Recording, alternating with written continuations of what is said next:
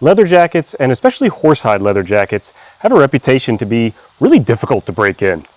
So what can 30 days of wear actually do for such a kind of mythically difficult break-in? Well, in this video, we're going to show what 30 days of wear looks like on a horsehide leather jacket. We're going to talk about that break-in process. What did I do for the jacket to look like this? And we're going to kind of maybe do some deconstructing of that myth of the horsehide break-in. But first, we're going to take a really close look at this jacket after 30 days of wear. So what we have here is a Vanson C2. It's a collaboration jacket. There's some modifications from my shop, and it is made in black chrome excel horsehide, or what people would call double horse fronts in the industry. This leather is horsehide, but it is more flexible than some horsehide, which really brings up this point that the details matter when we're talking about a leather and how difficult it is to break in. So this horsehide is different from, say, the horsehide that Schott uses as standard on their jackets that are horsehide. The process is different, the weights are different, the end result is different. As you can see, the body has not done a huge amount of really formation of wrinkles or creases or anything, but there are a few areas worth noting. On both sides here at the bottom, these are the points that are at the greatest amount of stress whenever bending while the jacket is being worn, and especially while being zipped up.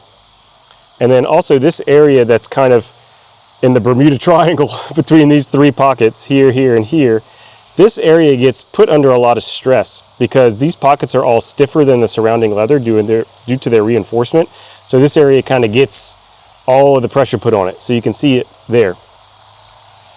You can also just generally see here on the front panel of the body, yeah, some wrinkles, a little bit of creasing forming, nothing super major, but it's not like a perfectly smooth flat surface.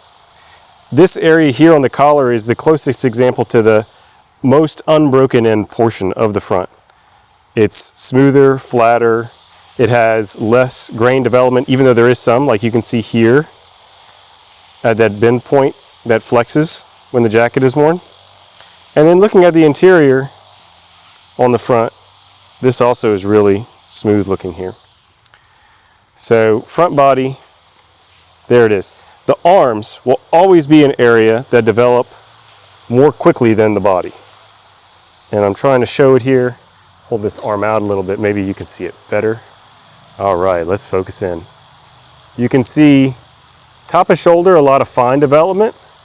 And then as we move down the arm, you start to see those big wrinkles and creases that form due to the flexing of the arm. And this is the right arm versus the left arm. They have both developed slightly differently, and that's at least partially because I am often wearing a watch.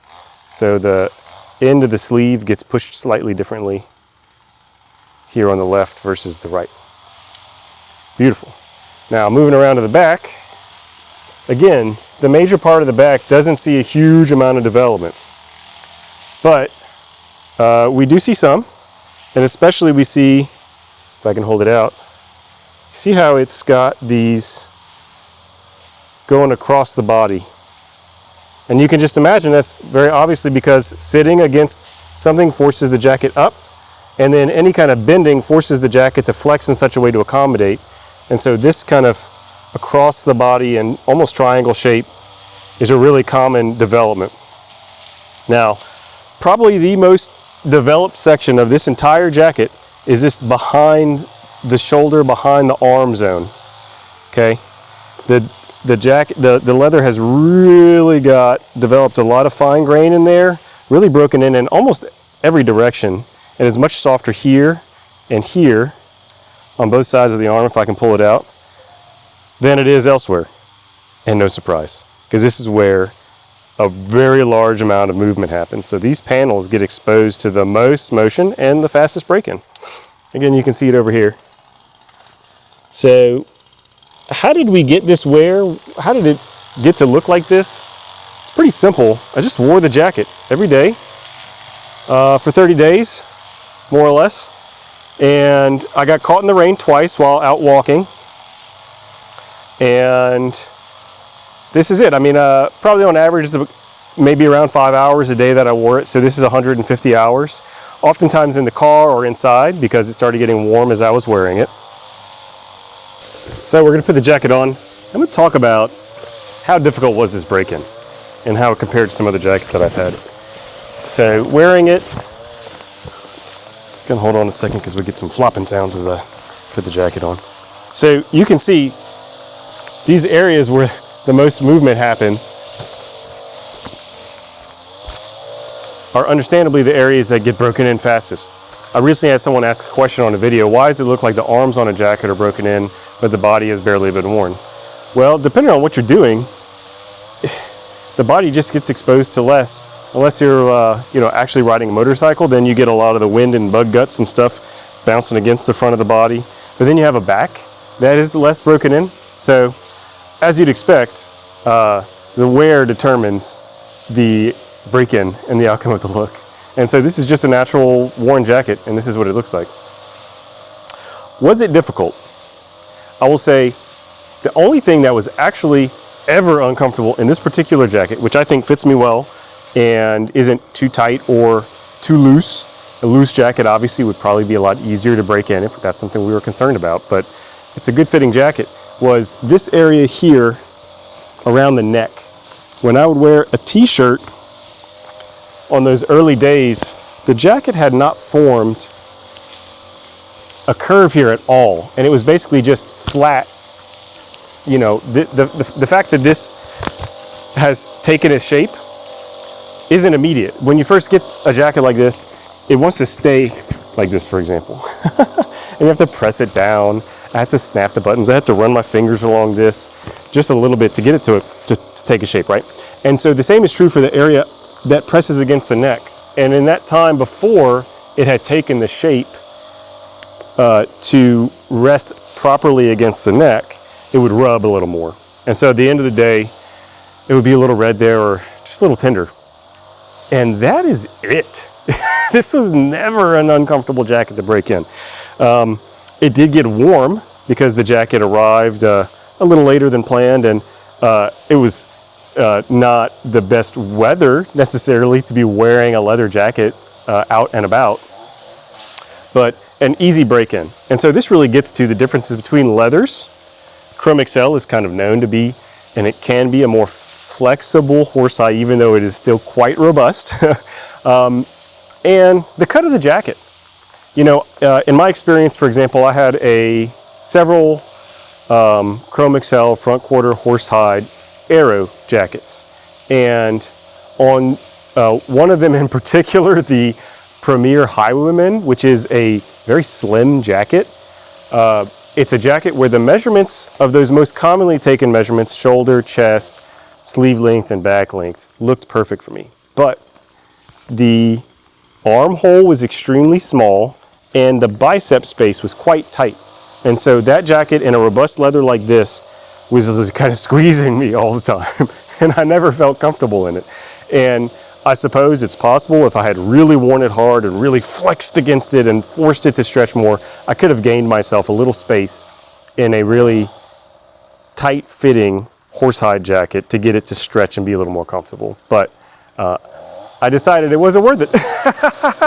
With this jacket, I never had those problems. And so I think maybe the myth of a hard break-in, for one, for any leather jacket, and two, for Horsehide in particular, it depends on the specifics of the leather and the jacket you are wearing and breaking in. I didn't do anything extreme to break this jacket in. I didn't even use a method that I have myself used with other jackets and have a video about, where you spray the jacket down with water and wear it. The times that this jacket got wet, I was out for a stroll and it sprinkled or rained on me. One time it kind of really heavily rained. I did notice bigger changes over the next day or so after those times it got wet, as expected, but nothing extreme.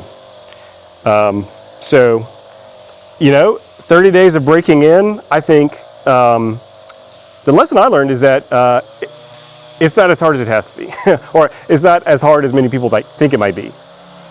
There's also an interesting thing here, which, just to kind of say it, which is if you have a new jacket and you, especially if you have multiple jackets in a collection and you're not buying vintage jackets that are already broken in, maybe it's a good idea to do this. Just when you get a jacket, commit to it for a month. I found one, the break-in was great, and it kind of got it to a place where those little discomforts were just gone, and I like how it looks. But I also became much more acquainted with the jacket as far as wearing it with different things and kind of incorporating it into my wardrobe because I had to figure out what to wear with it every day. And that familiarity is a wonderful thing to kind of intentionally pursue with something that you're planning to have for a long time, like a leather jacket. So I'm curious about your questions about this break-in process, if I didn't cover something, or if you are interested in break-in for other jackets. You know, for example, I did a similar process last year with my Shot 618 which in their steer hide. So anyways, thank you for following along and have a great day.